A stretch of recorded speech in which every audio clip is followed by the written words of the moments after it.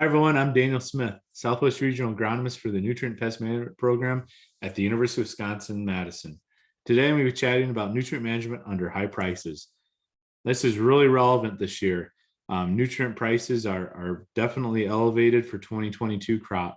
This is a nice graph featured in Farm Doc Daily from the University of Illinois, showing information regarding anhydrous ammonia price, natural gas price, and corn prices. And in that green and blue line, you can see those elevated prices for both anhydrous ammonia and natural gas. And of course, we rely on natural gas for our chemical fixation of nitrogen. Liquid fertilizer prices are elevated. Some nice information from the DTN network. This shows that prices are slowly rising since December 2020, actually, but we see that dramatic increase since November 2021 till present. We also see dry fertilizer prices. The same data set shows that they've been slowly rising as well since December 2020. However, really started to elevate since November 2021. Remember that soil fertility is a piece of the puzzle. This information is from the Potash Institute and Dr. Chris Baxter. Remember that every one of these factors is going to limit yield. So we see that the maximum yield is here, but we may have some disease and insect problems, weeds, crop variety issues, soil structure, poor stand, low fertility, and lack of moisture. All are really key components to proper yield. So we want to maximize managing all these other factors, especially this year, so that we can allow an appropriate amount of fertilizer to be purchased. This photo illustrates this. These are lamb's quarters here, taking a lot of moisture away in May of 2021 at the Lancaster Agricultural Research Farm. And you can see the stress on that corn there. You can think about how that's already possibly limiting yield early season. So we want to manage all these factors to the best of our abilities. Thinking about Liebig's Law of the Minimum, and again, Dr. Chris Baxter from UW-Platteville's slide here, yield potential is like the water in the barrel. The nutrients or other limiting factors are the staves. The lowest stave limits yield, regardless of the other stave values. So in this particular example, nitrogen's our limiting factor here. However, we have good plant available phosphorus and potassium levels. So they're not limiting factors. However, this year, if one of these values was low, letting the water out of the barrel, we'd want to find ways to increase those values potentially. So just because we're maybe over applying one nutrient doesn't necessarily mean that we're going to maximize our farm's yield. Huge value to rotation. This is some data from Dr. Joe Lauer at the University of Wisconsin. This is showing the rotational effect of corn and soybeans versus continuous corn. This graph shows here this corn soybean rotation versus continuous corn, and see that yield start to decrease. We know it's significantly decreasing because these letters are different, showing that statistically we are showing decreases in yield. Continuous corn is statistically different on this particular graph than corn and soybean rotation. So you can think about the economic implications for this year's crop and next year's, because we're in that corn soybean rotation. Remember, we're having that nitrogen component from the soybeans, so we're able to get some added value. Also looking at this from the soybeans perspective, very similar story. Growing continuous soybeans, we do not see those yield levels maintained. We see a yield advantage to growing corn and soybeans in rotation. Briefly touching on the nitrogen cycle, remember the nitrogen cycle is heavily influenced by soil bacteria, precipitation, and soil temperature. I called out some important factors in the yellow boxes: plant available nitrogens, ammonium, NH4, and nitrate, NO3. The conversion of soil organic matter to ammonium is mineralization. That's a key component to this, as is nitrification, where we see the conversion of ammonium to nitrate. We have opportunities for loss on the nitrogen cycle as well, and we want to minimize these this year, especially this year under high prices. Leaching, so we want to reduce leaching losses by using ammonium fertilizers and delaying applications. This is more of an issue on sandy soils. So if you're farming sandy soils, do your homework and look into that a little bit more. Denitrification is where we see nitrate losses to the atmosphere under wet soils and low oxygen environments. So this is about placement of nitrogen, timing of application. These soils are really good to think about side dressing these soils. And then volatilization is when we have large losses rarely occurring.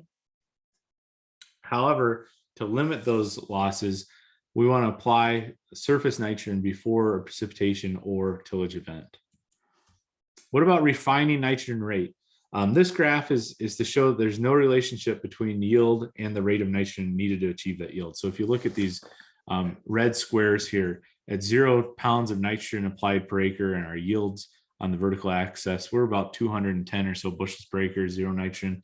However, we move over here to almost 200 pounds of nitrogen. We have the same soybean corn rotation under high yield condition soil environments. Again, picking our nitrogen rate is a challenge, and we have tools to refine that. So we turn to the MRTN approach, where we're using the price of nitrogen to the price of corn ratio to pick our application rate. There's a range of rates available in the system depending on where you're at in the upper Midwest, your soils, your crop rotation. This is data for Northern Illinois for corn soybean rotation. And for 2022, our MRTN rate for that rotation is going to be 144 pounds per acre, with a range of profitability ranging from 133 to 154 pounds of nitrogen per acre. For a corn on corn rotation, that's a little bit elevated, 173 pounds nitrogen per acre, or a range of 161 to 185. But what about the concept of more nitrogen equals more bushels? Well, unfortunately, we're going to plateau at some point. And I say unfortunately because that's a factor that we often think we can greatly influence yield with. And nitrogen is a key component of yield, but remember all those other factors. This is information from the University of Illinois Agronomy Handbook. This is average data over 40 trials with corn following soybeans in Northern Illinois. You can see that plateau, 140, 150 pounds of nitrogen plateaus our economic return. Numerous studies show applying a reasonable amount of nitrogen doesn't reduce the chance of max yield. Think about that soil organic matter and mineralization as being key components to yield here. And remember that numerous factors limit yield, economically impossible to maximize all those factors. Think about historical nitrogen price. Historically, nitrogen has been approximately 50 cents per pound. Historically, summer prices have provided value. We need to calculate out how much we actually need to purchase and take advantage of possible prepaid discounts where appropriate. But again, think about refining that nitrogen rate to a sustainable economic level that's going to reduce environmental risk for loss as well. Soil temperature is really important in managing nitrogen. And this is something I was asked to touch on, is responsible nutrient management in warm fall conditions. This is soil temperature data from Freeport. The vertical red line represents 50 degrees Fahrenheit. The horizontal lines represent approximately where that temperature threshold crosses over 50 degrees, either warmer or cooler. We want to be on the cooler side because we want to be less than 50 degrees. In 2021 near Freeport, our soils warmed up pretty early, and at the end of March, they were nearing 50 degrees. And then they also cooled down rather slowly. So it was all the way till approximately November 12th, we saw that temperature dip. So we want to be applying our nutrients in the fall when soil temperatures are 50 degrees or less. We're managing manure. We want to spread challenging fields in the fall, fields with winter restrictions or difficult to get to in winter conditions, etc. We want to prioritize by manure need. We'll touch on this in a little bit. And we want to save fields that are okay for winter spreading to meet winter spreading needs. There's, of course, fertilizer additives that can help reduce these potential losses.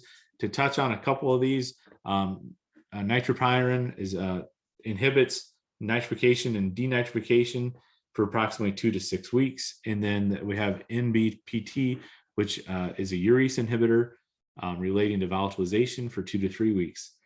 Think about how long of duration of time do we want these processes to be inhibited for.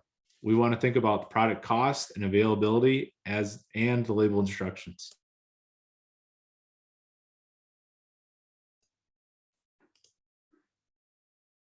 We want to be considering the residue removal cost as well. If we're removing residue from our farm, this has economic value. To walk through an example, 200 bushel corn per acre yields approximately 4.75 tons of stover per acre. Stalk chopping and raking, which was done on this field here to the left, removes approximately 80% of that. Each ton of corn stover contains 4.6 pounds of P2O5 and 32 pounds of K2O. So removing 80% of that corn stover, or 3.5 tons, removes 17 pounds of P2O5 and 121 pounds of K2O for an economic value of $92 per acre. That'd be our replacement fertilizer cost. Then we have $20 per bale handling and baling fees as well that we'd have to pay. So this is necessary for many of our producers, but consider the cost and replacement value if we're going to be selling any of this. Grazing and gleaning nutrient management is really important to think about too, because there's a huge economic value to this. We see this field nicely, evenly winter grazed via some hay feeding out on that field during the winter. Nice even manure application across that field. Calculate the nutrient credit by calculating the manure production. We're going to calculate the manure production using daily production estimates and the acres that are being grazed or gleaned. This is going to be a really valuable credit for us in 2022. So how should we prioritize fields for fall versus winter manure spreading? As we briefly chatted about this already, we want to spread the challenging fields in the fall. And then these are the fields with winter restrictions. They're difficult to get to in winter conditions, that type of thing. Prioritize by manure need. We often say we need approximately a third of the manure to be spread during the winter if we're daily hauling. And then we want to save fields that are okay to winter spread to meet winter spreading needs as well. So should I be applying manure to meet the needs of a few fields, or should I apply a lower than recommended rate to all the fields needing some nutrients? This is a snapshot of Snap Plus. This is a really useful program that we have in Wisconsin to calculate out these values. We could do this in Excel or even by hand using soil test values. We have our over/under recommended rates here on the very far right-hand side. We want to be targeting these fields that have negative numbers that are below crop need and build those fields up. So I always recommend targeting those fields that are really low soil test values and bringing those up to the optimal levels, rather than trying to spread out a small amount of nutrients and then supplement with commercial sources. How long does that credit last? We want to use a book value for bed pack or traditionally stored manure. So this is an estimated nutrient credit for both solid and liquid sources for our common livestock species in the upper Midwest. So we're going to be using those book values as shown on this chart for traditionally stored manure or bed pack manure, but I always recommend testing liquid, composted, or other unique manure storage systems. If you're introducing a lot of rainwater into the storage system, that type of thing. We want to apply using best management practices to receive the full credit. So what about manure value? Well, we have a few assumptions here. We're assuming nitrogen is approximately $1 a pound. Phosphorus is, or plant available phosphorus, P2O5 is 50 cents a pound, and K2O is 68 cents a pound.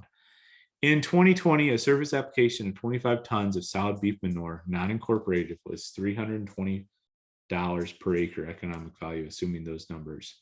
That is incredible. That is really incredible. You want to maximize those. Calculate out this on your own farm. For dairy and beef herds, we have this nice table set up where we can simply multiply the number of dairy animals by 27 tons or beef animals by 17 tons times $12.80 a ton of manure, and that gives us our overall farm economic value of manure. So what nutrients are available in pen pack manure? Again, this is going back to the bed pack slide. This is just a little bit abbreviated table for solid manure. Called this table out because incorporation time is really important for our manure sources regarding nitrogen. And we have a lot of manure that's not incorporated. That's fine, but we just have to use the appropriate credit. And we see a little bit of adjustment for nitrogen because of that incorporation, and we think about those volatilization losses and other losses that are possible.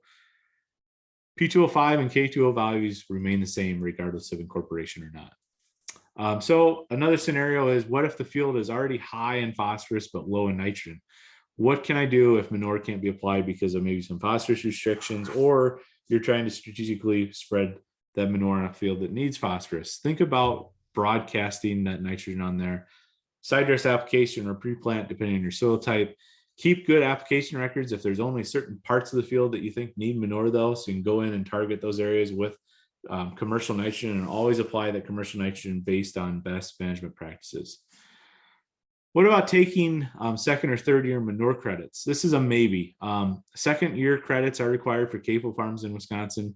Manure second year credits following a 20-ton application of dairy manure is 20-0-0 or approximately $20 per acre in 2022.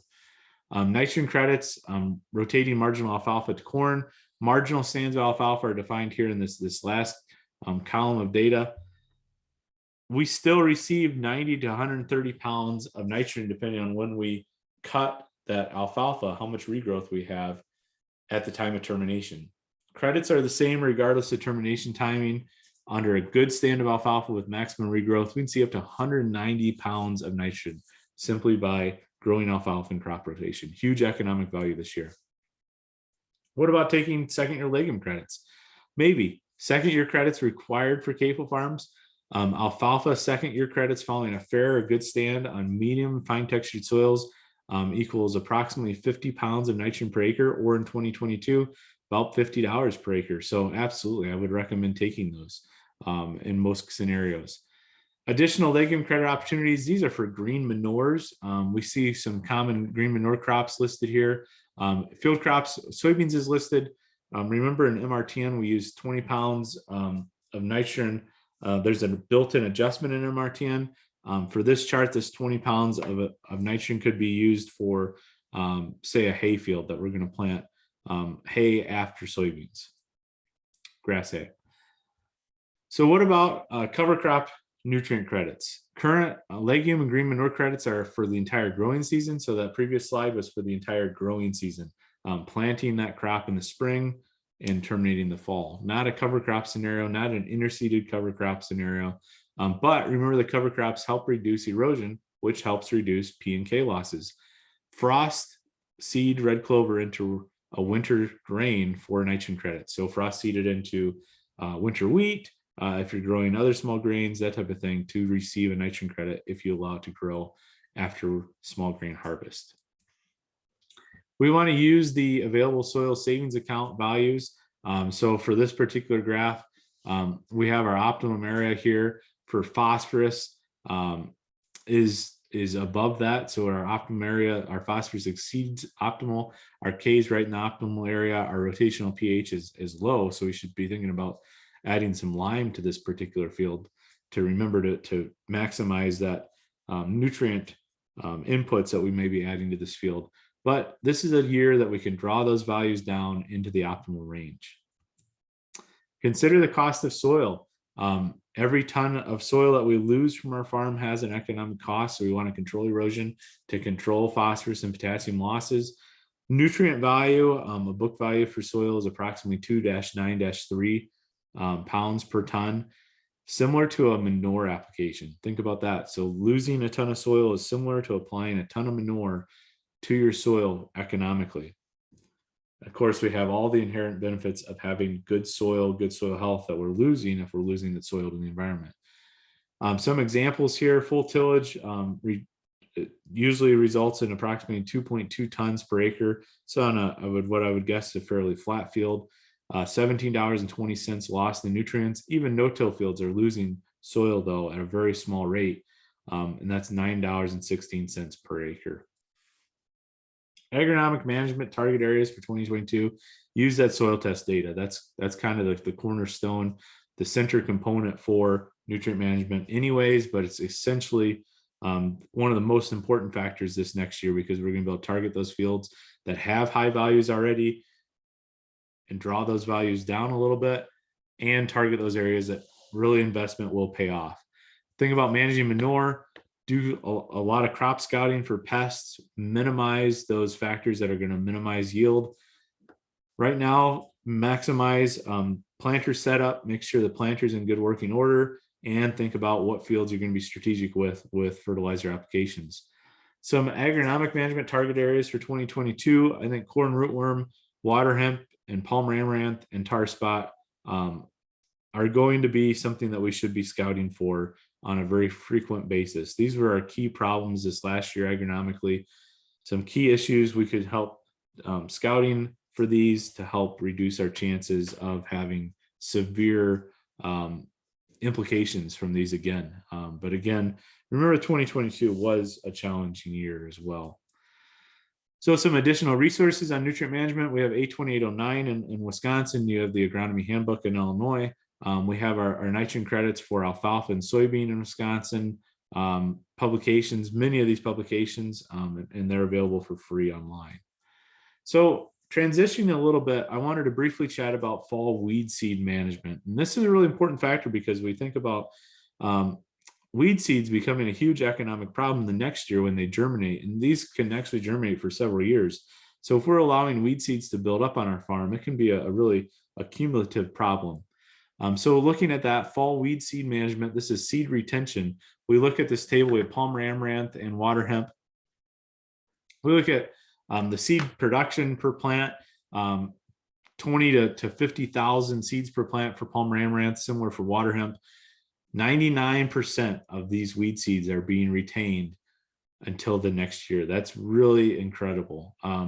Retained till harvest, not till the next year, of course. But once we mechanically harvest these fields, those weed seeds shatter on the soybean or the corn harvesting equipment, and they then sit on the soil surface.